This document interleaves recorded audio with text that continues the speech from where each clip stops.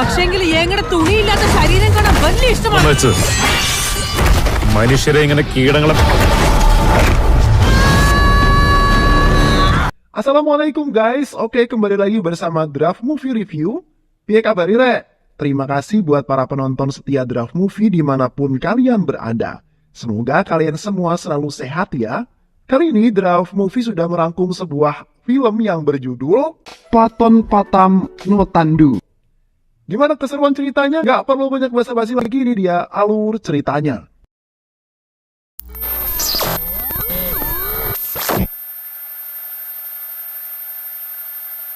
Di markas pusat perusahaan perdagangan di India, di mana ada seorang pengusaha muda bernama Velayuda ingin mendiskusikan bisnis perdagangan rempah-rempah kepada kepala perusahaan yang bernama Kaimal. Namun di saat yang bersamaan, Kaimal sedang mengadakan perjamuan untuk para petinggi dari Inggris. Hal itu kemudian membuat Velayuda harus menunggu lama. Kemudian datanglah seorang bangsawan yang bernama Peskar. Datang dengan tujuan untuk menemui Kaimal juga. Velayuda pun dipersilahkan masuk bersama dengan Peskar. Namun baru saja Vela memasuki markas perusahaan itu, ia dikejutkan dengan pemandangan yang sangat menjijikan, di mana-mana para gadis dari kasta bawah dijadikan sebagai pemuas nafsu para petinggi perusahaan. Selain itu, Velayuda melihat pertarungan yang dijadikan budak oleh para petinggi perusahaan. Di saat pertarungan sudah sangat memanas, para budak disuruh untuk saling membunuh. Namun tiba-tiba Velayuda masuk ke area dan menghentikan pertarungan tersebut. Hal itu menyebabkan para petinggi marah dan memerintahkan pengawal untuk menangkap Velayuda. Perkelahian pun tak terelakkan. Velayuda dikepung banyak pengawal, tapi beruntungnya ia dapat kabur dan pergi dari tempat itu. Beberapa waktu kemudian di sebuah kerajaan India, di mana seorang raja yang bernama Tafakur mengundang Velayuda ke istana. Sang raja meminta Velayuda untuk menyelidiki dan membekuk pencuri perhiasan emas kerajaan yang bernama Kochuni. Karena Velayuda terkenal dengan kekuatan dan keuletannya sebagai seorang pemimpin kasta bawah. Belum sempat Velayuda berbicara, para menteri langsung menyatakan ketidaksetujuan mereka dengan alasan bahwa Velayuda adalah seorang dari kasta yang bawah yang tidak pantas mengemban tugas tersebut. Raja pun akhirnya memutuskan untuk menyerahkan kasus pencurian perhiasan emas kerajaan kepada jenderal keamanan kerajaan, yaitu Pacu Panikar. Di sisi lain, sepasang suami istri dari kasta bawah sedang dihukum cambuk sebanyak 100 kali karena telah melanggar hukum kerajaan. Di peraturan kerajaan, setiap laki-laki dari kasta bawah harus membayar pajak jika ingin menumbuhkan kumis mereka. Sedangkan bagi wanita kasta bawah harus membayar pajak jika ingin menutupi bagian dada mereka. Dan yang lebih parah, wanita yang melanggar akan mendapatkan hukuman penggal kepala atau dipotongnya bagian dada mereka. Di saat yang bersamaan, sekumpulan wanita dari kasta bawah melakukan demo terhadap pemerintahan kerajaan. Mereka menyerukan bahwa pajak menutup dada sangat tidak adil karena menutup dada adalah hak bagi setiap wanita. Mereka sudah muak dengan peraturan yang telah menginjak-injak harga diri mereka. Para wanita ingin peraturan pajak tutup dada dihapuskan. Tak lama kemudian datanglah wakil keamanan kerajaan yang bernama Nambi beserta para prajuritnya. Aksi para wanita menimbulkan kemarahan Nambi. Nambi menegaskan jika para wanita ingin menutup dada mereka harus membayar pajak sesuai dengan peraturan kerajaan. Jika para wanita kelas bawah tak sanggup membayar pajak, mereka harus melepas penutup dada mereka. Namun para wanita tetap bersikeras memakai penutup dada mereka dan mereka sudah tidak mau membayar pajak. Hal itu menyebabkan bentrokan pun tak terelakkan. Terlihat seorang wanita yang bernama Nangeli. Ia adalah seorang inisiator dari demo para wanita kasta bawah. Di tengah bentrokan yang memanas, Nangeli menghampiri Nambi dan menyerangnya. Namun sekuat apapun Nangeli berusaha, ia tetaplah seorang wanita. Nangeli akhirnya kalah. Saat itu juga Nambi pun tanpa belas kasihan melepas penutup dada Nangeli dan hendak menebas kepala Nangeli. Namun tiba-tiba Velayuda datang dan menghentikan Nambi. Velayuda pun memberikan kembali kain penutup dada Nangeli. Melihat hal itu membuat Nambi sangat marah, lalu menyerang Velayuda dan terjadilah perkelahian antara Nambi dan Velayuda. Namun tak butuh waktu lama, Velayuda berhasil mengalahkan Nambi. Velayuda pun lalu mengangkat tubuh Nambi dan dinaikkan ke atas kuda untuk dibawa kembali ke kerajaan. Kekalahan Nambi pun disaksikan para masyarakat kasta bawah. Nambi sangat malu karena harga dirinya telah jatuh. Ia bersumpah untuk membalas dendam kepada Velayuda suatu hari nanti. Di lain sisi, raja memerintahkan Pacu Panikar agar cepat menangkap Kochuni, si perhiasan emas kerajaan. Pacu Panikar pun bersama dengan para prajuritnya melakukan pencarian. Namun yang terjadi malah Pacu Panikar dan prajuritnya dikalahkan dengan mudah oleh Kochuni. Hal itu membuat sang raja menjadi khawatir, ditambah keadaan keamanan kerajaan yang memburuk. Raja pun akhirnya memutuskan mengadakan sayembara bagi siapapun yang dapat memberikan informasi tentang Kochuni akan diberi hadiah 200 koin emas. Di tempat lain di mana Kochuni dan para anak buahnya bersembunyi, Kochuni mengatakan jika berencana ketika acara pernikahan pangeran ia akan mengambil kembali sebuah kotak yang berisi emas perhiasan yang dulu sempat ia sembunyikan di halaman istana.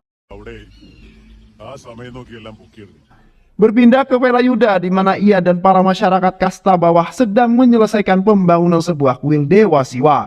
Tetapi pembangunan kuil itu mendapat tantangan dari para menteri kerajaan karena masyarakat kasta bawah dianggap tidak diperbolehkan menyembah patung dewa. Nambi dan para prajurit pun datang dengan surat perintah penangkapan Velayuda. Velayuda pun dimasukkan ke dalam penjara.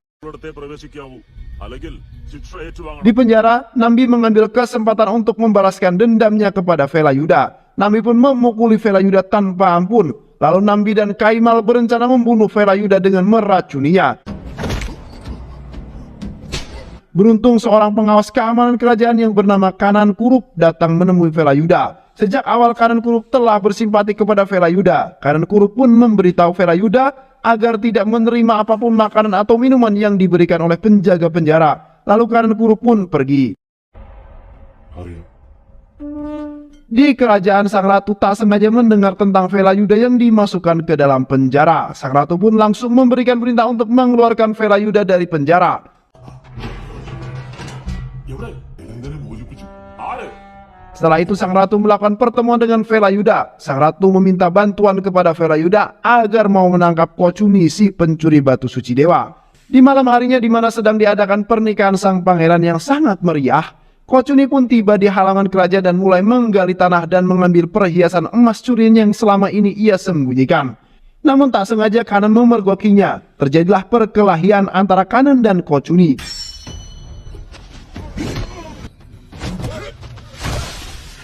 Kochuni lalu menawarkan sebuah kesepakatan pada Kanan jika Kanan membiarkannya pergi maka ia akan membagi hasil penjualan emas perhiasan curiannya.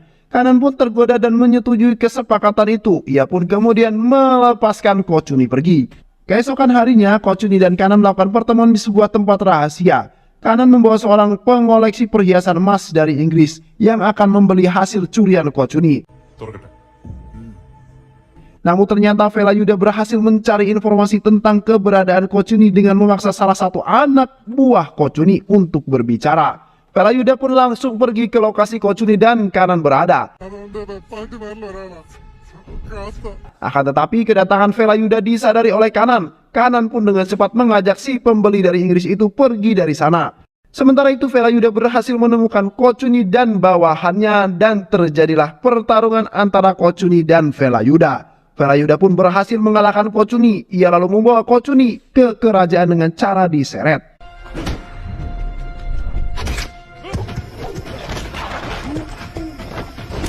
Sesampainya di kerajaan, Kochuni langsung diberikan hukuman dan dimasukkan ke dalam penjara karena telah mencuri perhiasan emas dari kerajaan. Kemudian sang raja memberikan hadiah kepada Velayuda berupa sejumlah emas.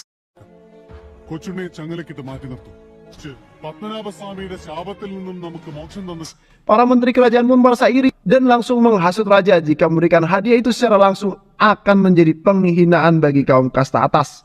Mengingat Velayuda adalah pemimpin kasta bawah. Velayuda yang sama sekali tidak tergiur dengan hadiah dari sang raja, ia berkata ia menangkap Kochuni murni dari keinginannya sendiri dan tak menginginkan imbalan apapun. Mendengar hal itu, sang raja memberikan gelar kepahlawanan pada Velayuda. Velayuda pun dikenal sebagai pahlawan kerajaan. Beberapa waktu kemudian, Kanan pergi ke penjara untuk menemui Kochuni. Kanan pun diberi sebuah tawaran jika Kanan berhasil membunuh Velayuda, Kochuni akan membayarnya dengan 3.000 koin emas. Di sisi lain, masyarakat kasta bawah masih diperlakukan dengan kerajaan peraturan di mana wanita tidak boleh memakai pakaian tertutup. Terus berjalan akibatnya banyak wanita yang dihukum dengan sadis. Bahkan para petinggi kasta atas tak segan memotong bagian tubuh wanita kasta bawah yang menutupi bagian dada mereka, serta mengenakan perhiasan. Masyarakat kasta bawah pun akhirnya sudah sangat muak dengan peraturan kerajaan yang tidak masuk akal itu. Para masyarakat kasta bawah lalu berbondong-bondong menemui Velayuda untuk meminta bantuan.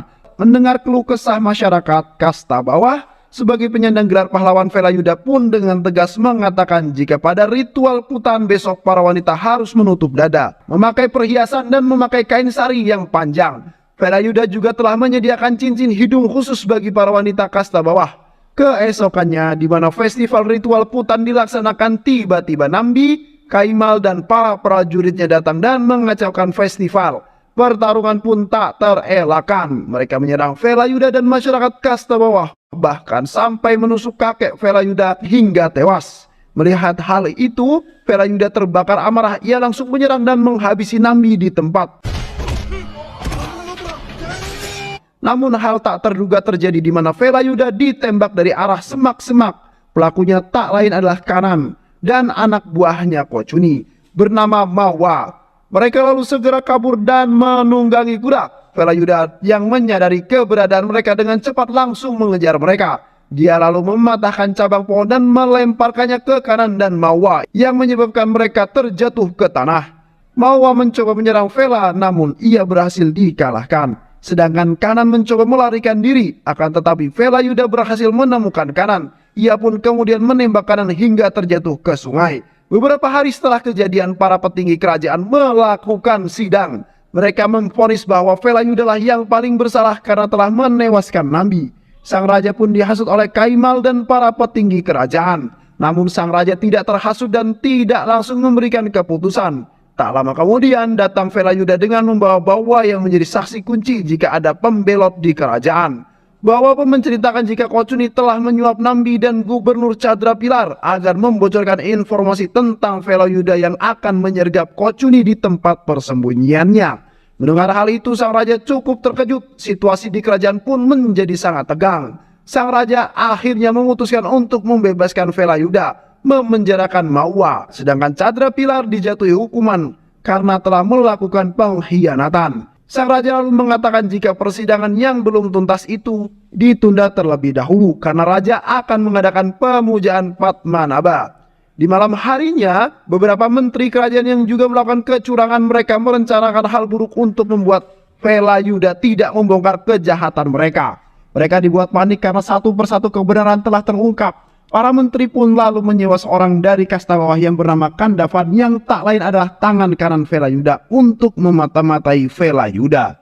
Di sebuah kuil, Velayuda sedang melakukan ritual kremasi kakeknya dan memasang sebuah patung dewa. Kemudian Velayuda akan pergi ke Antapuri. Sebelum pergi, ia bertemu dengan rekan bisnis yang bernama Piskar yang ternyata adalah adik dari sang ratu.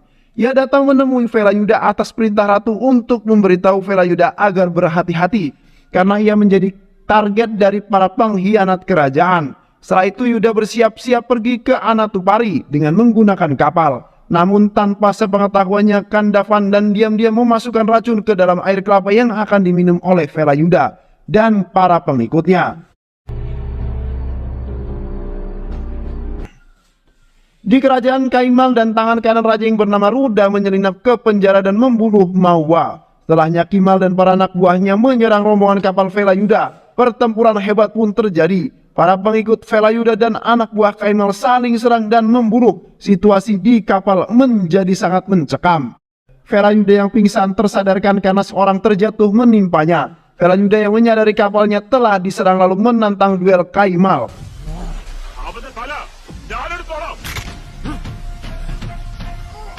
Namun ketika sedang bertarung, tiba-tiba saja Kanan muncul dan menusukkan sebilah pisau ke punggung Velayuda. Tetapi hal itu tak langsung membuat Velayuda tumbang, malah sebaliknya. Velayuda menyerang Kaimal dan Kanan sekaligus hingga tewas. Namun tak lama kemudian, setelah ia mencabut pisau di tubuhnya Velayuda, Velayuda pun kemudian tumbang dan tewas di tengah derasnya hujan. Keesokannya kabar tewasnya Velayuda pun menyebar ke seluruh penjuru kerajaan. Tak bisa dipungkiri masyarakat kasta bawah sangat sedih karena telah kehilangan pahlawan mereka. Masyarakat kasta bawah pun semakin tertindas dan sengsara. Para petinggi kerajaan semakin berbuat semena-mena. Tak lama kemudian Nangeli ditangkap dan dihukum cambuk karena menutup dadanya. Tak sanggup melihat Nangeli kesakitan, ayah Nangeli mencoba melawan para prajurit, namun malah ia juga ikut dicambuk. Tak sanggup melihat ayahnya dicambuk, Nangeli pun mengatakan jika ia akan membuka penutup data dan akan membayar pajak tutup dada. Para petinggi kerajaan pun tersenyum kemenangan.